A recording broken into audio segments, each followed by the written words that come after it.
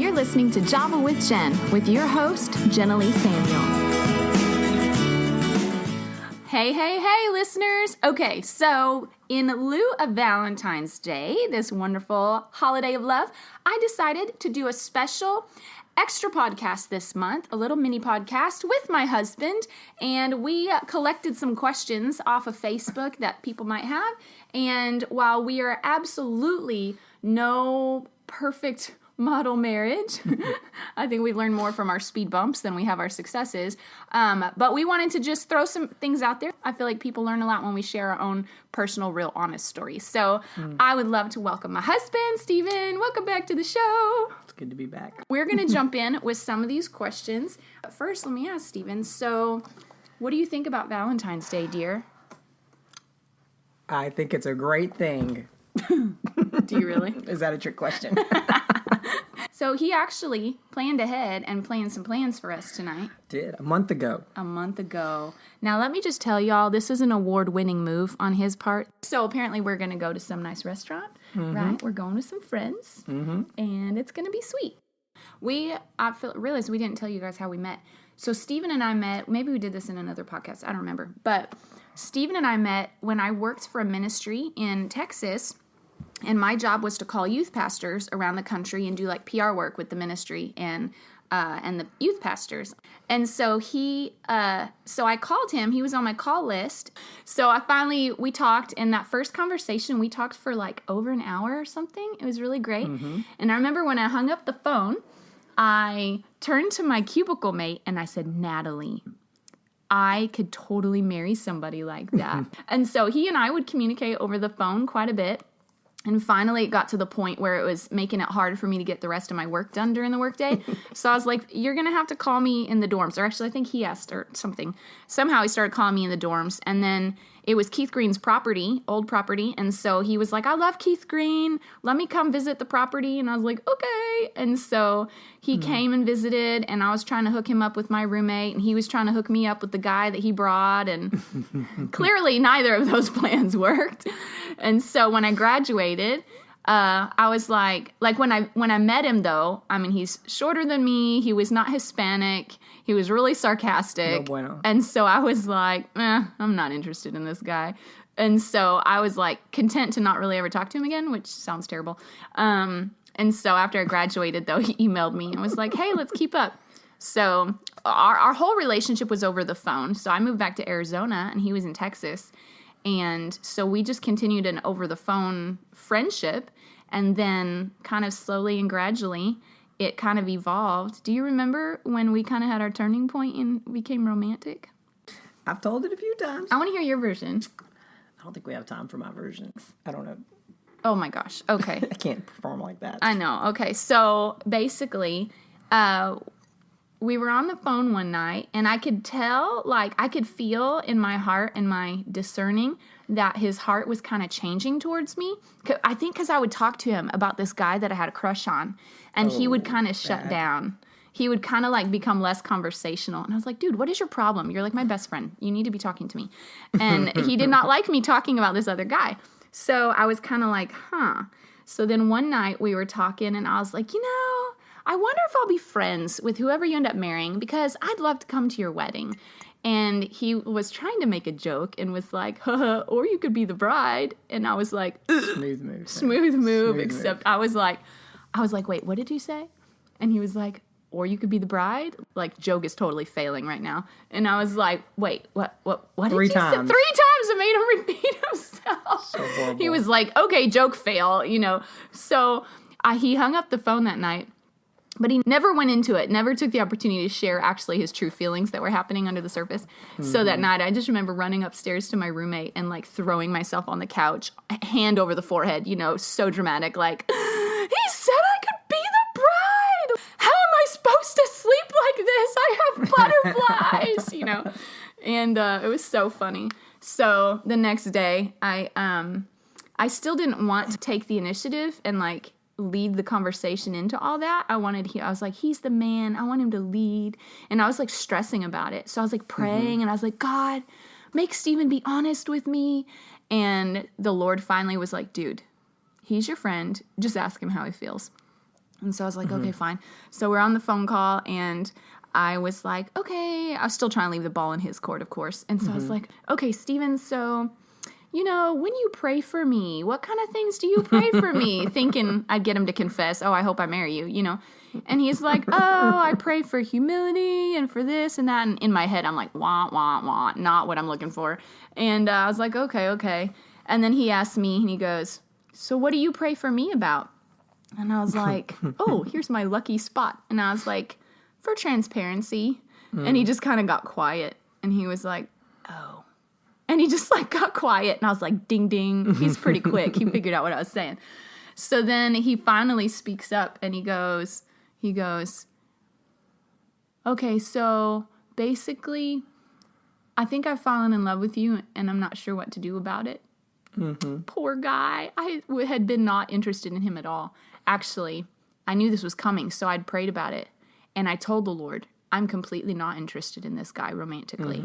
So if you want something to happen, you're going to have to change my heart. And I'm not praying about this again because I don't want to give you excess opportunity to change my heart. But sure enough, in 3 weeks' time, the Lord shifted my heart. And when Stephen was like, hey, I kind of like you a lot, I was like, wow, I kind of felt excited. And so I shared with him what I felt the Lord was doing, and it was all downhill from there.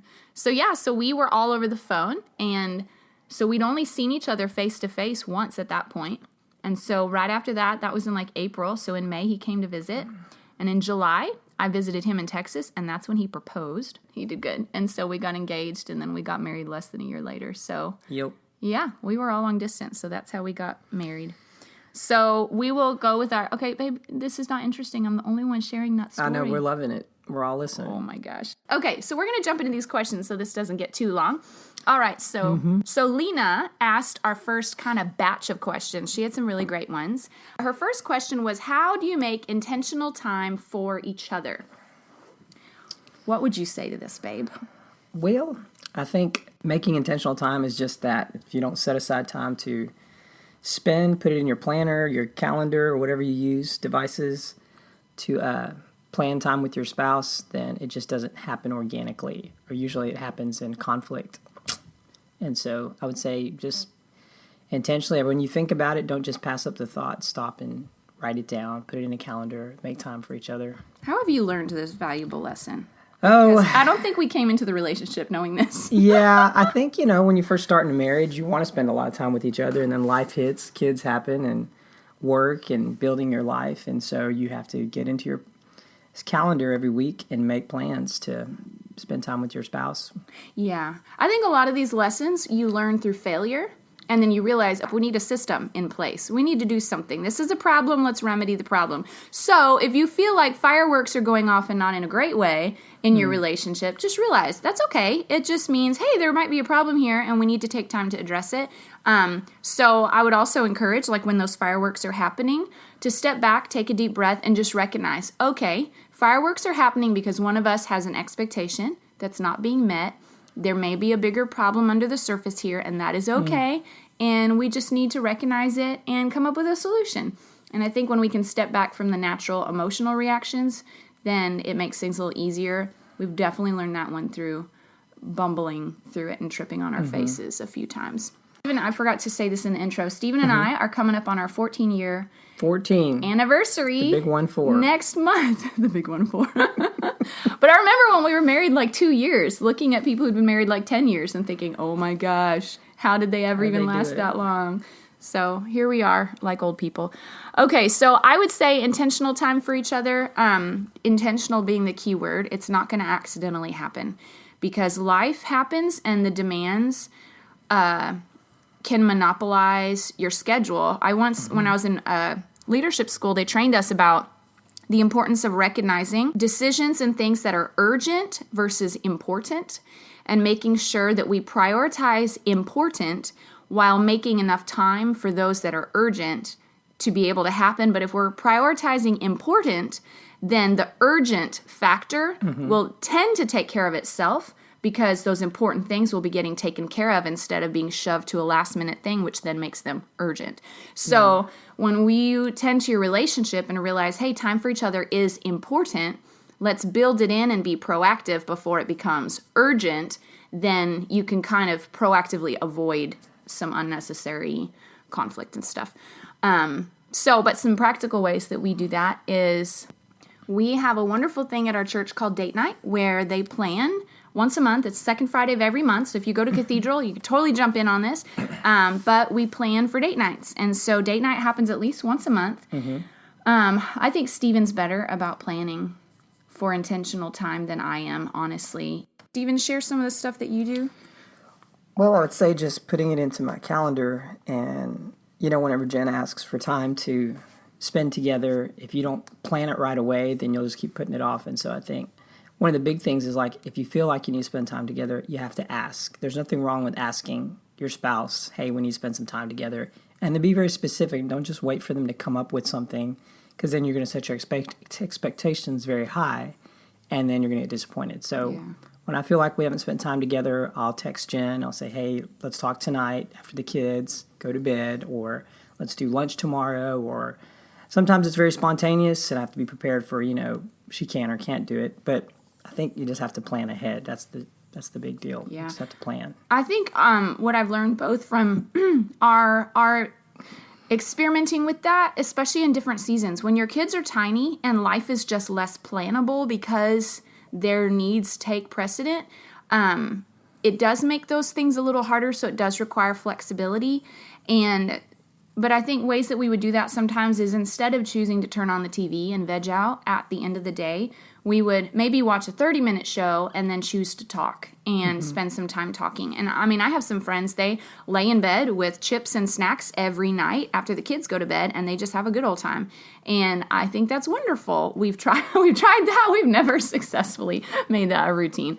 But you have to pay attention to your season. And, when the kids are tiny, they're either sleeping in your room or waking up at all hours. And so you just have to work around what are the natural hurdles and just try to find those little windows. I think sometimes we think it has to be hours of time, but honestly, 30 minutes or 20 minutes of connecting time can really do wonders for the relationship if you're doing it frequently and consistently as opposed to hours and hours. So, so her next question was how to keep marriage fresh and fun. That kind of tags onto the last question. Yeah. How do you like to keep things fun, babe? I mean, I think spontaneity and just thinking of your spouse and doing things together, not necessarily having to plan out everything, but just kind of sounds contradictory, but just keeping things spontaneous. Activities together, sometimes just taking a weekend to get away, or, planning things, a quick lunch here, a quick dinner here, or breakfast. That kind of keeps things fresh and moving, I think. Yeah, when the kids were little, this was a little harder. Just because they're so demanding. But as they've all gotten into school, something we enjoy sometimes doing is right after he drops them off to school, sometimes he'll come back to the house if his schedule for the day allows, and we'll have breakfast. And then sometimes we'll do like spontaneous lunch, which sometimes doesn't work because if I have my day all planned out or his day's all planned out, it just won't work. But I think another way to keep it fresh and fun is even finding different conversation topics. We've been kind of working on our ability to communicate more deeply. And I realized that in my effort to make things deeper, I was kind of losing sight of like actually having fun conversation, and like lightheartedness can also help you get to those deeper topics. And realizing I was like, you know what? They have great apps out there of like conversation starters and fun questions that you don't normally think of that just can spur conversation. And I think that's really fun. It like totally mixes things up. You're not stuck on your normal merry-go-round of the same topics you always talk about. So that's fun. There's a saying I think Chi Alpha teaches. It says, laughter makes the heart grow fond, but sacrifice breeds commitment. So laughter makes the heart grow fond, but sacrifice breeds commitment. And you kind of have to have a balance of both. You have to enjoy hanging out, being funny. But if every conversation becomes grueling, deep, it demands a lot of commitment. And so you have to have a balance of the two. So you can't just always be jovial and not talk about deep things. But you can't always talk about deep things and not have any fun, because then it becomes emotionally overbearing. Draining. I know. I say I'm sorry because I'm the one who does that. He's really good at breaking the tension with jokes and stuff, and I'm always the one that's like super intense, and sometimes I just got to pull back on my intensity. And remember, I have a funny side, and I have a fun, playful side, and sometimes I just need to be willing to laugh at us or make jokes and just be goofy. So yeah, don't underestimate the power of some simple laughter. Okay. Hard season and how to pull through. This was a question that we actually saw a few times, that marriage has seasons, marriage has tough seasons. How do you pull through those things? And that could probably be a full podcast on its own, honestly, because marriage is absolutely tough. And like, actually, how about this? The other question that kind of leads into that is, has marriage been what you expected? Mm-hmm. And I would say no. I was very idealistic, and I had lots of pictures built in my head, not even from my own parents' marriage, but just from my dreams, my little girlish dreams. Forgetting like, hi, you're going to marry a human being, like someone who has like strengths and weaknesses, someone who has bad days sometimes. So marriage was not what I expected because of that. And I think because my expectations were so idealistic, it did make seasons of our life much harder than they probably needed to be. Yeah. And I'm sorry. Well, and I think you have to remember that the idealism is probably one of the most damaging elements in a marriage, is where one person comes in with high expectations, or both people have high expectations, and yet they're unhinged from reality. I mean, if you look through the Bible, there is no perfect marriage. Yeah. Like from Genesis to Revelation, you look at the life of people, the chronicles of the Jewish people, and you find that there are no perfect marriages. I mean, the closest maybe you get is Abraham and Sarah. And he lied. And he lied about his wife, sold her out a few times to other guys. I mean, Isaac and Rebecca, I mean, there was a great deal of mistrust. You know, she favored one son, Isaac favored another son. And so this idea that, you know, if we do everything right, then we're going to have the perfect marriage is just a fairy tale. And not that we can't enjoy marriage and have incredible seasons where we love our spouse and love our marriage, but that comes after seasons of going through hardship where you learn how to not be selfish and how to love one another.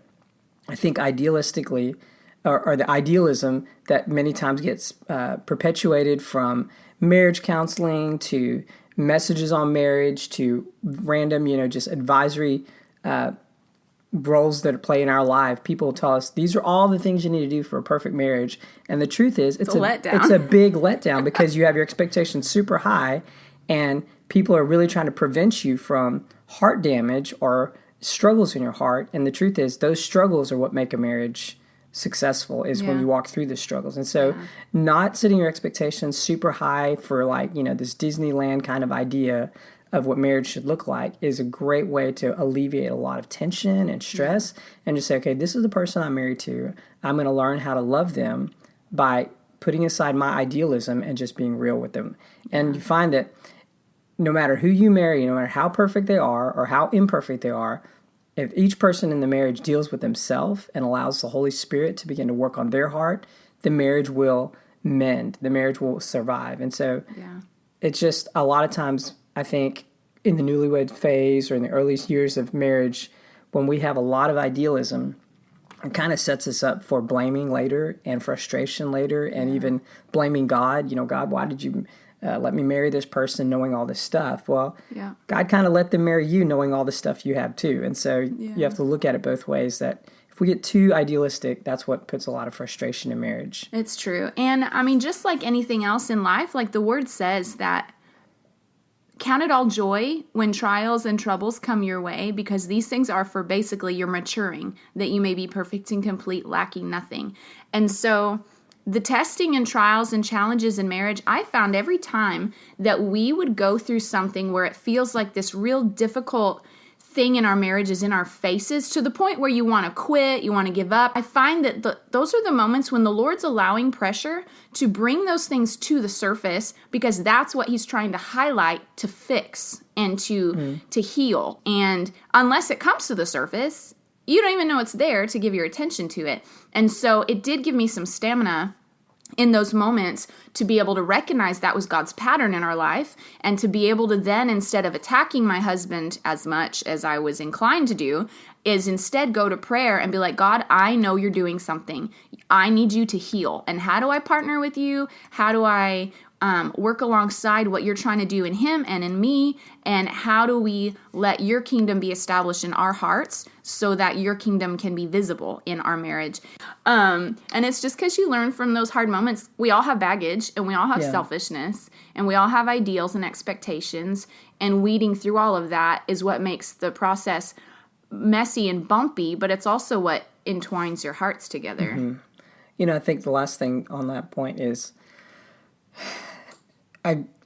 if you have people in your life that you can talk to about marriage, it helps bring a realistic picture of what marriage looks like. Yeah. Because a lot of times you can create in your mind an ideal of what marriage should look like that's completely unhinged from reality. But then talking to people who have successful marriages will help you kind of ground yourself in this is what it should look like. Yeah. And when I say talking to people, it doesn't mean everyone you talk to should have a perfect marriage. It means they've been married for a while and they seem 80% of the time happy with their marriage. And I saw that number out there because you're not going to find anybody that's 100% of the time happy with their marriage.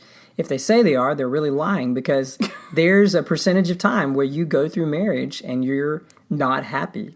And so, like in any relationship, I mean, even in your relationship with the Lord, to say you're 100% happy all the time is somewhat idealistic. Like, there's seasons you go through when you question God's character, you question his nature, you question what's happening in your life.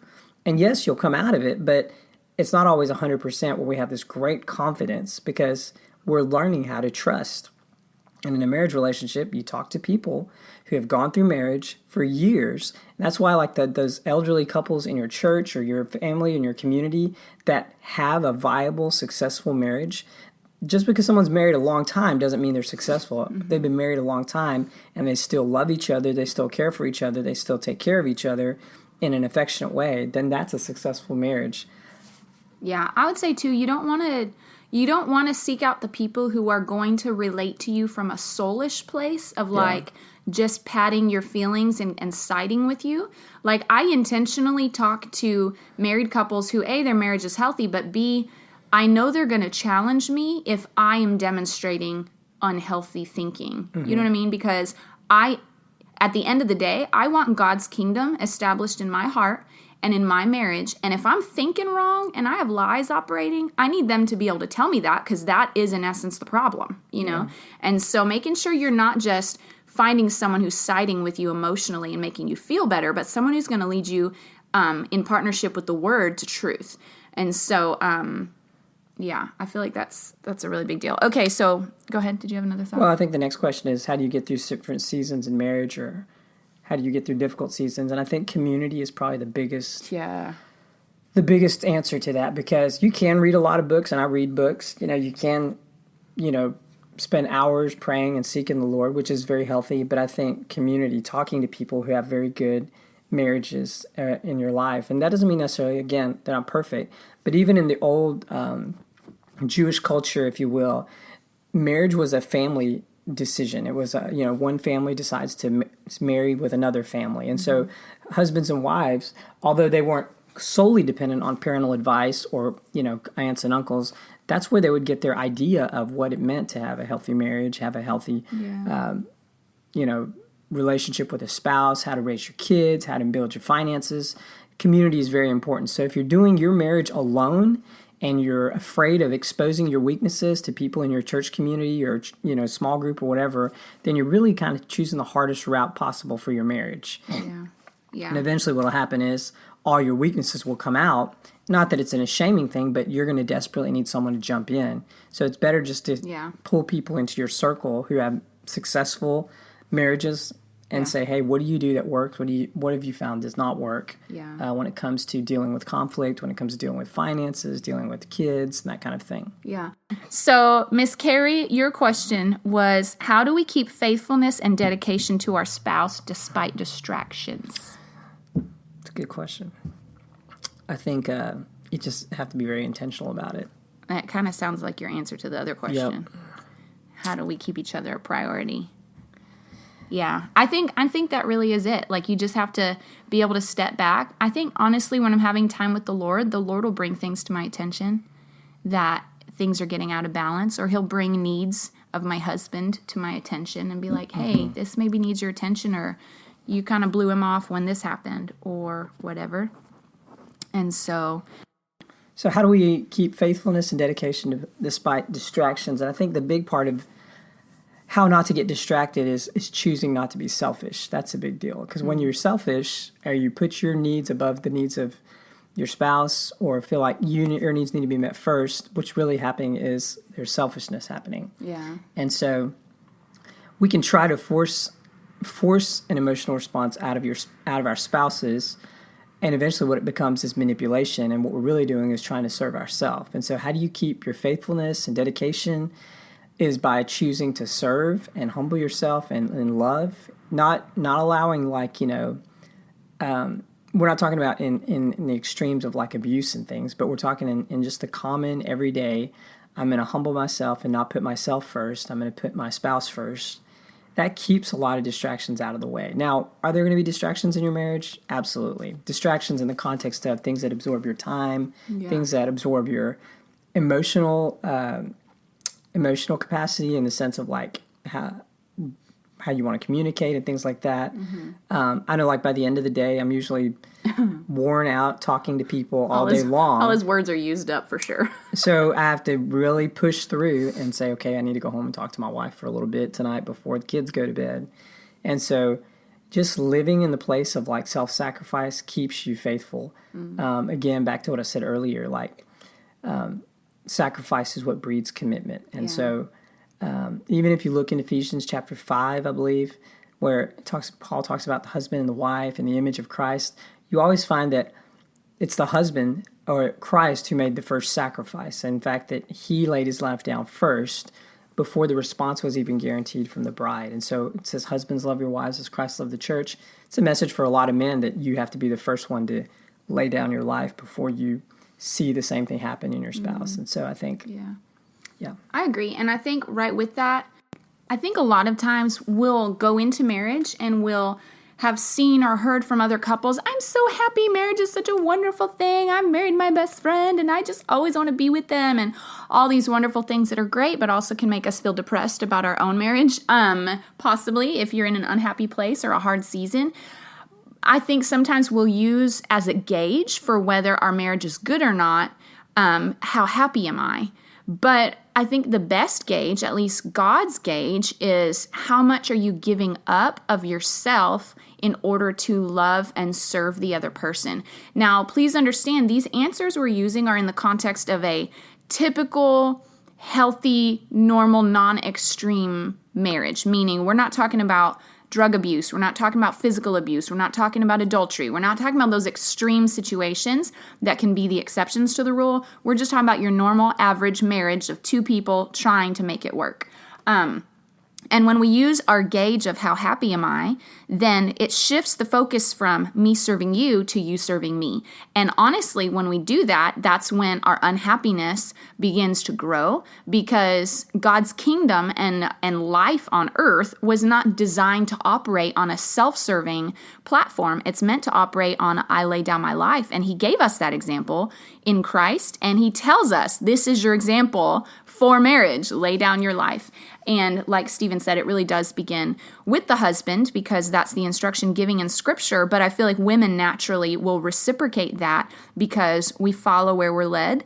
And women naturally are givers and servers. Women naturally tend to want to lay our lives down. But even though that is the case, when we feel hurt or when we feel like we're not being looked out for, it can make us become self-preserving, and we have to be careful of that. And so having time with the Lord on a consistent basis, or where you're regularly connecting with God's heart, whatever that looks like in your season, connecting with God's heart will keep you in touch with his heart for laying down your life and the blessing that comes from that. It is freeing to give of yourself for the sake of love. It's actually very freeing, but it's scary in the first steps, if that makes sense. It can feel scary to take that risk or be vulnerable when you just want to put walls up. And so those are some ways that I don't know that totally speaks directly to that question, but keeping faithfulness alive and dedication is definitely born out of those sacrificial choices.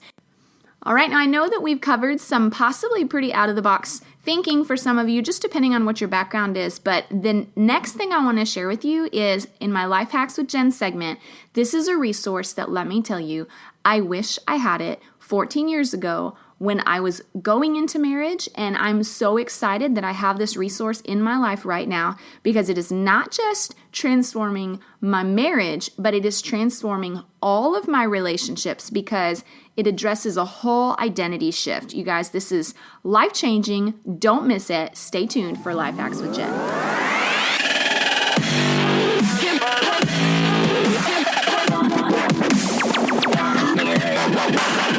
All right, you guys. So I recently came across this book called Love After Marriage, and it is a class actually that our church does on Wednesday nights. The book is written by Barry and Lori Byrne, and they're a couple that are out of Bethel Church in Redding, California, I believe.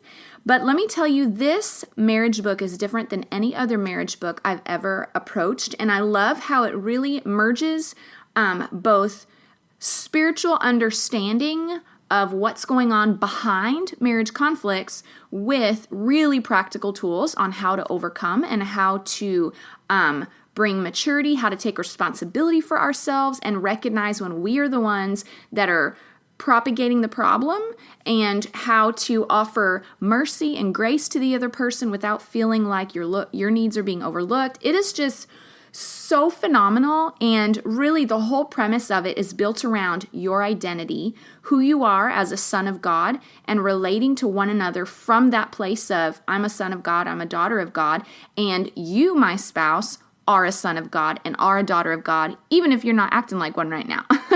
And I just love, I can't even summarize this book for you. I can just tell you, go look at it.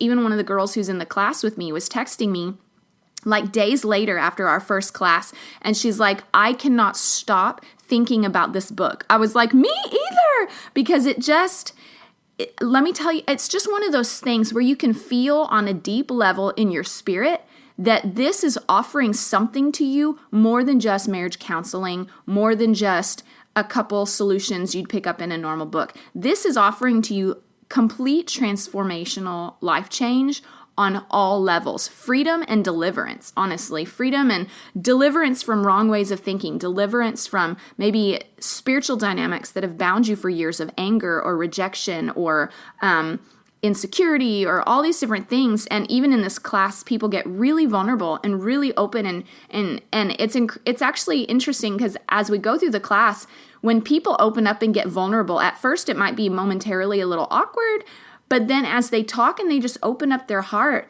I feel the presence of the Lord just come into the class through the vulnerability and the transparency and then the truth that comes forward. And it's never like, oh, we've got it figured out. It's like everyone is very transparent that, hi, we're all on this same journey and we're all having to recognize the enemy's voice or lies that we've always believed and how to practically take steps to not cooperate with those things anymore. You guys, this thing can change your whole life. So I really recommend this book, Love After Marriage. I hope you guys enjoyed this. Thank you, babe, for coming and being my special guest again. You're so great for that. So you guys, happy Valentine's Day. I hope this was helpful and encouraging. And go have a wonderful day with your love. Bye. Bye. Thank you so much for tuning in to today's show. For those of you who've rated or shared this podcast on social media, thank you. It really means a lot to me. And don't forget, you can always email me with questions or comments at javawithjenpodcast@gmail.com. And for links or show notes, just go visit my blog at jeneleesamuel.wordpress.com. Until next time, you've got this, and God's got you.